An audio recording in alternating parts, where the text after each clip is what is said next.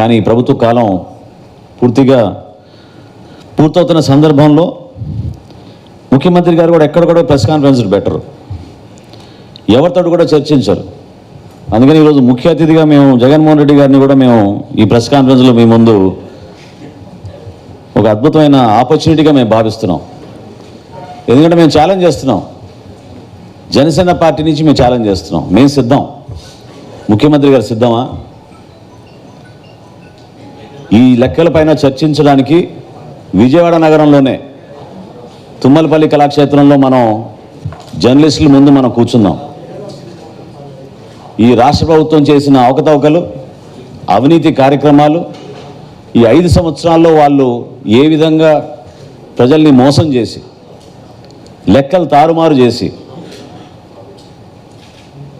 ఈ రోజున అభాసపాలు అవుతున్నామో మీరందరూ కూడా గమనించాలి. ఏషియన్ ఇన్ఫ్రాస్ట్రక్చర్ ఇన్వెస్ట్మెంట్ బ్యాంక్ మన రాష్ట్ర ప్రభుత్వాన్ని బ్లాక్ లిస్ట్ చేసింది. బ్రిక్స్ బ్యాంక్ మన రాష్ట్ర ప్రభుత్వాన్ని బ్లాక్ లిస్ట్ చేసింది. వీళ్ళు వ్యవహరిస్తున్న తీరు, వీళ్ళు ముఖ్యమంత్రి గారి ఆధ్వర్యంలో జరుగుతున్న ఈ పరిపాలన రాష్ట్ర ప్రజలకి సమాధానం చెప్పాలి, ఒక చర్చకు రావాలి. మేము ఆహ్వానిస్తున్నాం. సంస్కారంతో, మర్యాదతోటి జగన్మోహన్ రెడ్డి గారిని మేము ఆహ్వానిస్తున్నాం. ఒక చక్కటి వేదిక ఏర్పాటు చేసుకుందాం, రండి మాట్లాడదాం. ఈ రాష్ట్ర భవిష్యత్తు గురించి మేము మాట్లాడుతున్నాం. రాష్ట్ర ప్రయోజనాల కోసం, రాష్ట్ర ప్రజల కోసం మనం చర్చించుకుందాం.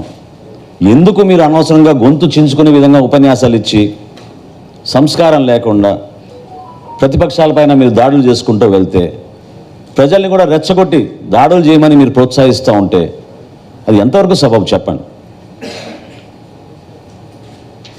నా రాజకీయ ప్రస్థానంలో నేను ఎప్పుడు చూడలేదు ఇటువంటి సభలు.